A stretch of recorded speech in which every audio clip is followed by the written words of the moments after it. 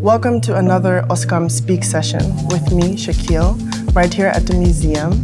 And as a museum, of course, we aim to showcase art and through that educate, inspire, make our audience think and spark conversations. And at the moment, unfortunately, we can't have as much physical contact with our community as we would wish for. However, we still decided to have some conversations that we find important. And one of the artworks that has been inspiring us ever since we have it here at the museum is Blackness by Khalil Joseph. And Blackness is a beautiful film that combines historical and current footage about Black culture. There's a satellite connection to the artist and his team, so they can always update the work, which makes it an ongoing piece and also adds to the character of a news show. And today I'm going to have a conversation with Sam and Shaka from Art Comes First about some subjects that appear in Black News, but also about their work. Hi, how are you doing? Hello. Thanks for being here. Well, so we're going to have a little conversation today, and I thought it would be really nice for all the people that don't know who you are, if you could just introduce yourselves. I think one of you is in the UK right now and one in France, right? Yes, right. And maybe just let us know what you're doing. My name is Shaka Maidoh. I'm one half of Art Comes First, and I'm the one based currently in London now anyway. We just got back from a trip. We called it the WAT. It's West African Road Trip, which we can probably tell you much later. Yeah, for sure. And I'm Sam Lambert, the other half of Art Comes First. I'm based in Paris, and what am I doing now? I was actually just working on our next collection because we need to get SS22 ongoing. So I've just been doing some few research. So which this interview and this video work of Khalil Joseph actually comes quite handy for that. Nice. And we forgot, we are an art collective. We do clothing, fashion, everything around Black culture. Awesome. And how did you two first meet and start with Art Comes First? And then also, what does art mean to you, as it's also part of your brand name?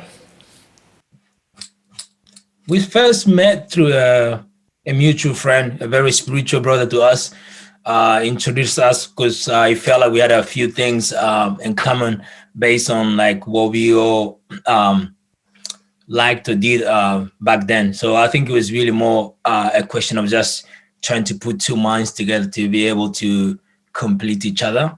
It wasn't random. I wanted to say it was random, but it wasn't random. It was meant to be because by then I was actually researching deep into vintage clothing, tailoring, and all that sort of stuff. And Shaka was like researching into like music, vintage music, records, and we all kind of just lived in the same area in West London.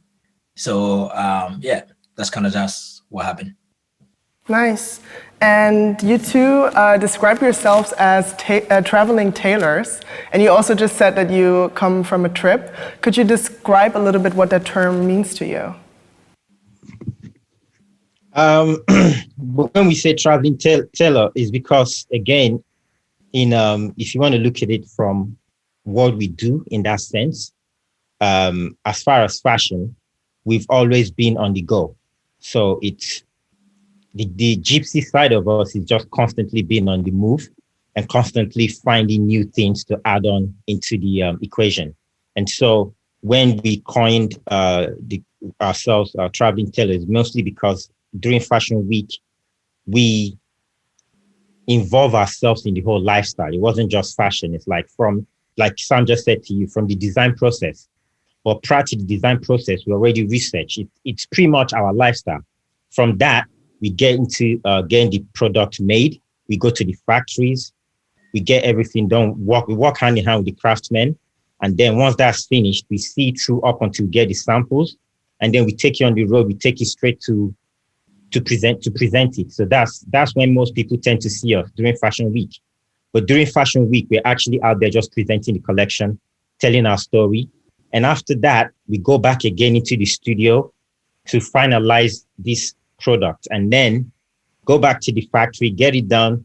So it's literally nonstop because we're collaborating with the factories, we're collaborating with the mills, we're collaborating with the people we work with, and we're collaborating with the shops. And so 6 months down the line is over, and then we start again on the new collection. So it's literally been nonstop for us. I mean, if I can add on, I guess what Shaka trying to say, like we created that term because we always on a move. We tend to move from A to B at all time to be able to create this line of work. But I also traditionally, since we look into tradition often before we break the rules, traditionally tailors, they used to travel around to be able to offer the services into different customers. Tailors, they weren't just sitting in one place. So traditionally, like what people call nowadays trunk shows or showrooms or fashion weeks or whatever, back in the days used to be tailors traveling, like a tailor leave from London, go to Manchester, after Manchester, go to Liverpool. They'll travel looking for clients and creating all these what we call trunk shows. Also that we pick that from what they used to do traditionally and we add on into our lifestyle, which it tend to actually kind of coincide, but we upgraded in terms of like we take it further, not just doing tailoring, but also checking all the culture events, learning about other cultures, getting inspiration from small and big things, and mix it all together, and that gives birth to a collection. All right. But you both spent large parts of your lives in London, right? Yes. Yeah, and how did you experience, since that is also like kind of Black news as a counterpoint to mainstream media in which Black culture is usually not being discussed or discussed from our side and from our perspective. So I was just wondering how media and pop culture, or the media and pop culture, kind of influenced your shaping of your identity while you grew up, but then also just in your field right now, what representation means to you. That's actually one of the main ideas what got us into design or into art, so to say, because there was lack of a representation and we felt kind of what you call, I don't like to use the word lost, but we felt kind of like we didn't exist because there was no disconnection with whatever was happening with us. So therefore we went into a deeper research into if, you know, right now I'm just looking at you and I see like a rocket's taken off. Like we like, what if there were like a Black man on the moon when we were the first person on the moon? Like, so we research into that. We tend to place Black men on every single important event which happen around the world, what people know and what people don't know. But it's also about making sure that even while that was happening, we were there doing something else. So our research went deeper into where we were and where we are and where we're going. So that made sense in terms of us as a people finding way to always identify ourselves into different type of work we see nowadays. It wasn't easy, but I think more and more you discover about yourself, about your culture, much more proud you get, much more defined you become as a person. So we used a lot of our research around, I'll say, the most principal thing, music, subculture. We always tend to go a bit back to be able to understand things what's happening at the present time. So living in England, I have to say, like this, the subculture in terms of music helped a lot, and also just seeing the unification of people, like seeing how punks were together with the Rastafarian to actually be able to express the rebellion, see how all these different people from like different backgrounds came together as immigrants to be able to create what we call London. Like, so all those parts actually helped us a lot in terms of making ourselves. So representation is really important. Therefore, we made sure whenever we do something, first I have to represent myself as a people, make sure that we have that clear. This is where I'm coming from. That's my point of view. And from there, I can let other people in to be able to also learn from other people. Yeah. I also read somewhere that you try to use the melancholia of the misrepresentation of the color black and turn it into something poetic. And I thought that was really, really beautiful. Yeah, thank you. I think that always been a case, right? I don't want to go too deep into religion, but if you look at any sort of like, I'm never going to touch a religion. Let's just say I respect that. Let's leave that on the side. But let's see, if you go on Google or if you go on dictionary, you look for word black, the definition of it would be something positive. So already from the beginning, from the get-go, the idea was never to put us into a higher space, a higher place, on a holy place. So for us, it was like, but I know myself, I know my people, I know my race, and I know the color black. Actually, I tend to love that more than anything. So why should be misrepresented if I can actually be able to represent it on a better way? So the idea was really just trying to make sure that when people say black, they don't make it sound as if it was an insult or if it was something ugly or something bad, you know. And the way you make people understand something you love, but they don't see the beauty or the love into it, is by yourself loving it so much that becomes a contagious. So we look into our dress code, we look into our languages, our aesthetic, or things people often seen as, you know, as not so beautiful or not so holy. So, you know, for us, all this was like it was a lie, you know. It was like, me, I find it beautiful. Me, I love the darkness. I love night. I love the color black. I love us as a people. So, and love me make me love other people even more or the same. So it was trying to make people understand that what they planted in your head about this color is actually wrong. You need to look into the perception you see when you see black. Know the interpretation or the definition the dictionary says, or the Bible say, or someone else say, what you feel like when you see black. And I found myself more comfortable with everything around me being black, such as my clothing, my love, my culture, my everything, my music, you know. So that it brought more a poetic approach into the way I see black. So it became almost like whenever someone says something black or painted something black, which they're trying to make it feel or sound negative, I don't see that. Like that became almost like an armor, like that bounces back, because me, I know they don't have to write it. I know black is beautiful because it became my feeling. It became how I see things. And I know I find comfort in the black all the time. And I know that a lot of people also see that, but often it's not written down. So I want to make sure I change that narrative for me and for the other people who are being wrongly or other people who being misinformed.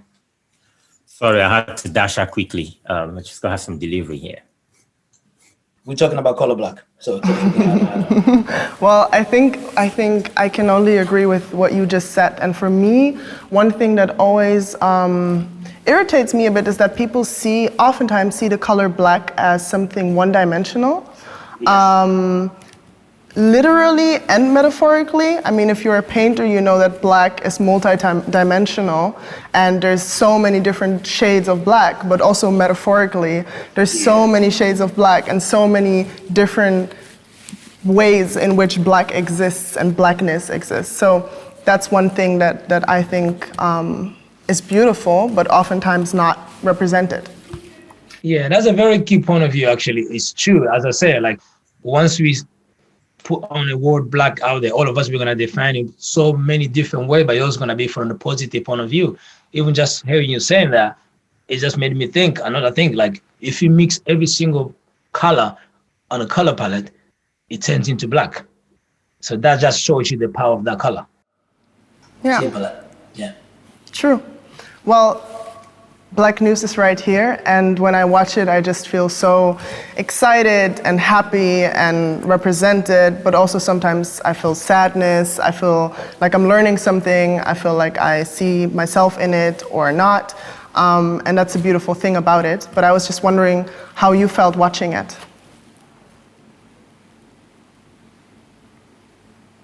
I guess. I mean, I watched it just halfway, to be honest. But yeah, kind of same feeling you said, which is very typical of most of our Black narratives. It's like there's it's empowering, but then it's also disheartening when you see what we've had to go through to get to where we are and having to tell our own stories differently.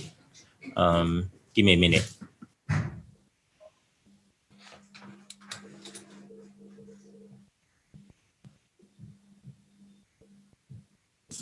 Sorry, I'm just getting deliveries in the background. That's why. But yeah, I think it's also important that the beautiful thing is that it's important that we tell our own story. And then when we have a platform to tell our own stories, very important that we don't just dwell on just the negative aspect of things. You know, that's a given. Well, when I was younger, most of the time, the only movies we tend to watch is the history of us, which unfortunately for most people, it's down to slavery or how we were made slaves, which is not the only stories we have to tell. The beautiful thing now is we have technology, we have our own platform, and we have our own voices. So it's really important that we continue to tell our own stories the way we see it. And even just being in the trip now, we've gone to Africa and we learned so many different cultures. My dad's from Ghana, Ashanti. And I personally, I've not been home for a long time, and just going back, and I've had to go back and see the heritage. And there's so much story and so much wealth to share that is also giving me a whole new insight to my background.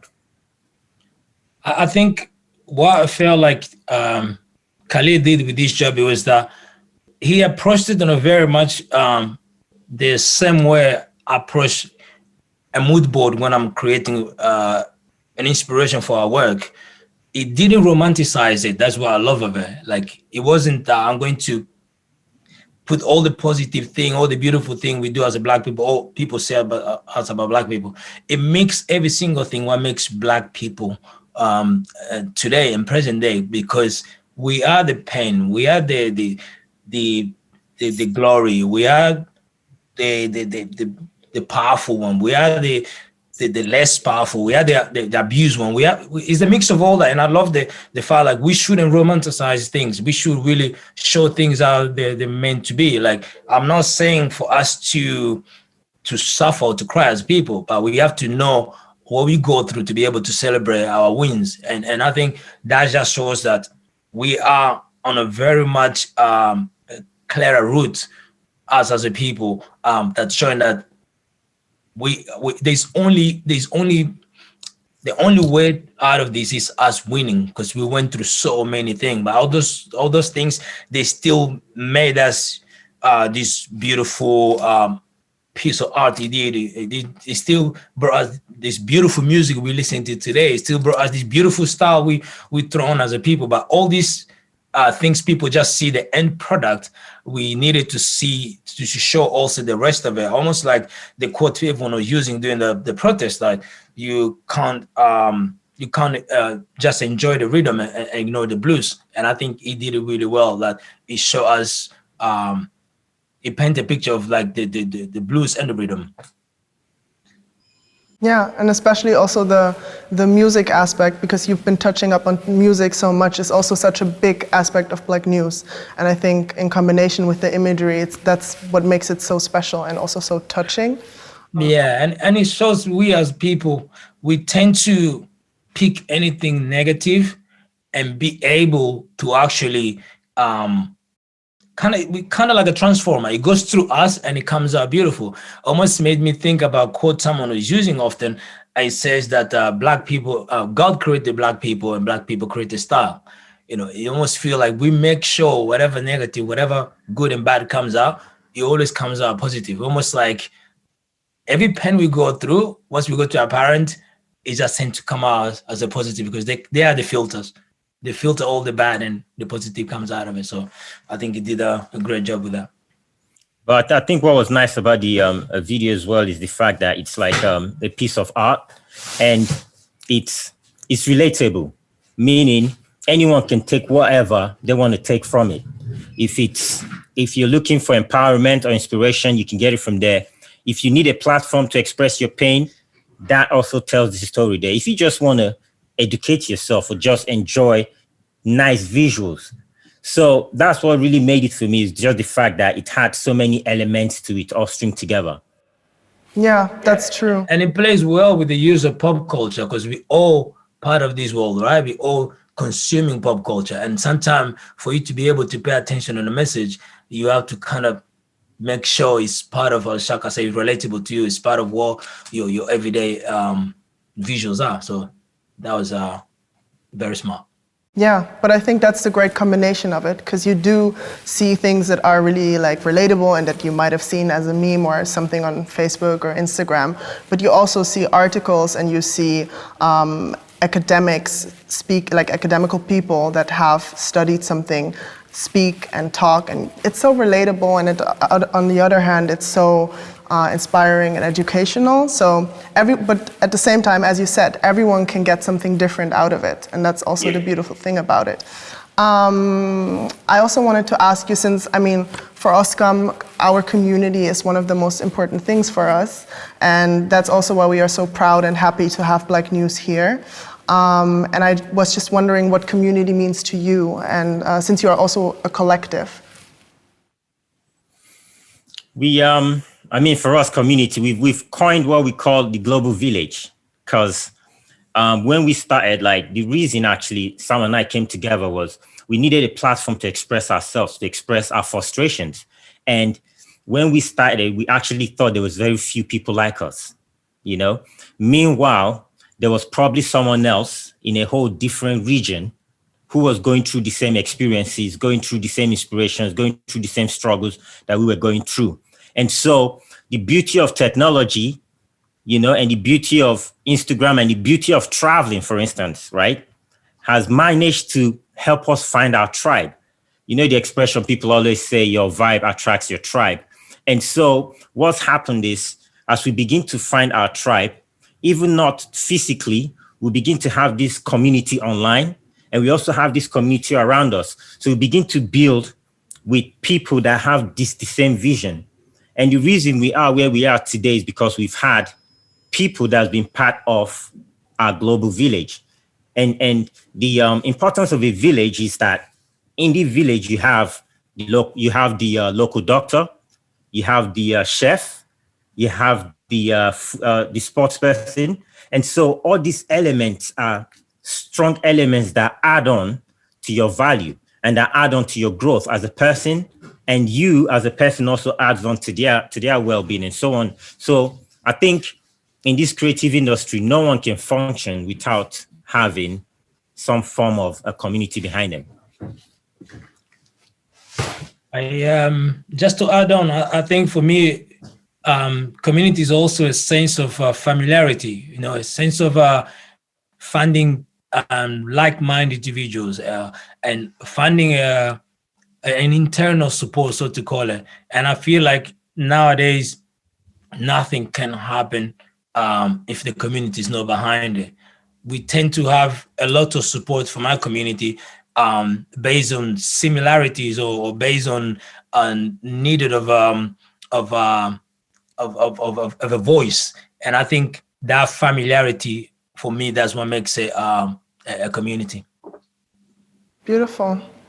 I read that in your latest drop, you affirm, and correct me if I'm wrong, your core belief that an artist's duty is to reflect the times, a quote by Nina Simone. And I was just wondering why that is important to you. I mean, we first thing we did when we started the collective, we made sure we define ourselves as a expressionist, no, more than expressionist. We express everything we see, we feel, and we would like to see. So as you live in modern day time and you are an expressionist, you want to express what you see, what you're feeling, what you're going through, good and bad. And I believe that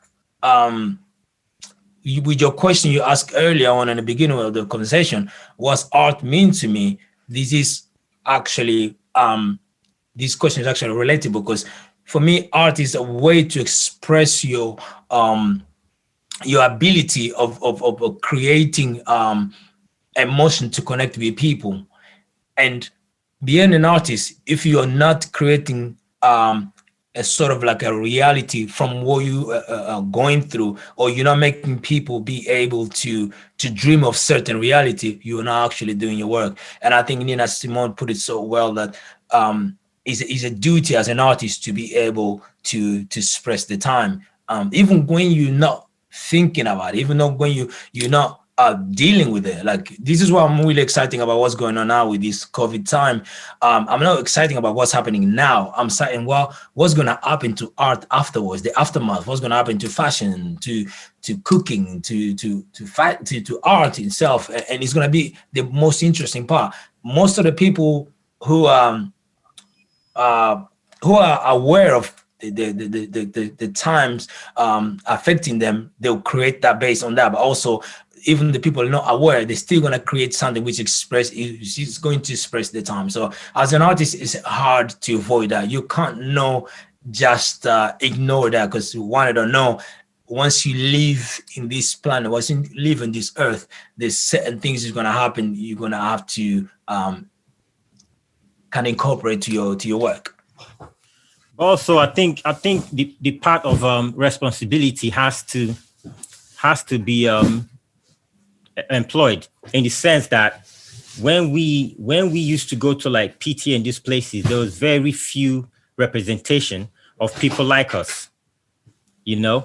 And so for us, it's important that we make a strong statement and representation for people who are not used to people like us, to understand that there's also people like us, right? The stereotype, right? Forget the stereotype. It's like people come to us, oh, you guys are so stylish, or you're so creative. It's like, yeah, that's amazing. The person that inspired me is not here. It's my next door neighbor who doesn't have a platform, right? Or the people that's helped me get here are not here because there's so few of us. So I think outside of just being a living figure, it's also important that we are aware, right, to make these changes. So it's like when I come to a place and there's few Black people, I work in the fashion industry, and I know for a fact that behind the scenes, there's a lot of Black people behind the scenes, but we're not being shown. So if I'm in a position to make those changes, then yes, I have to make sure it's reflected in my actions, in my work, and the way we carry on with our day-to-days. Yeah, that's the responsibility part of the quote you tapped in, right? But I also think what you two just said kind of links also to what you said about you have to know your history and your past and look at that in order to be able to create something new. So it's kind of full circle. Yeah, it's important to be able to understand we are not our fathers. We are not our forefathers, but we have something which it came from them. But at the same time, we're not living in the 1920s. We're living in 2021. So we have to make sure that the things fit into this time for us to evolve as people, or for art to evolve as art. You know, we need to look at everything as how it used to be back then. How can we deal with now to be able to innovate? Because at the end of the day, we are here to push culture, art, us as a people, civilization forward. Beautiful. Thank you so much. I just wanted to know also what we can expect in the future from you two. So what was that? I just wanted to know also what we can expect from you in the future. Oh, from the future. Yeah, I was supposed to tell you about the trip we just came back from. But to cut this story short, we were on a trip, which was a West African road trip, and we went to Togo, we went to Ghana, and we ended up in Abidjan. But so what during this process, we found a lot of up and coming artists, and the youth are just driving the culture forward. Amazing talent. And we started what we call like an ACF foundation, which is more of a mentorship type of program where we bring in a lot of creatives under our wings. We're not teaching them anything new. In fact, they're teaching us more. But it's really just to kind of help them with our experiences, give them a platform and give them a guidance like an older brother would do to a younger brother or younger sister. And so we've started this foundation. Awesome. That sounds amazing. And I really, really can't wait to see more about that, since that is also one of the things that we do at OSCAM is working a lot with the youth and, working with the talented people that are in our community. So I can't wait to see more. Thanks again for having a conversation with me today. Thank you, guys. All right, that was it. Make sure to follow us on our social media accounts for more content. And you can also subscribe to our newsletter on the website. And we're very happy to welcome you back into the museum. Thanks so much for watching.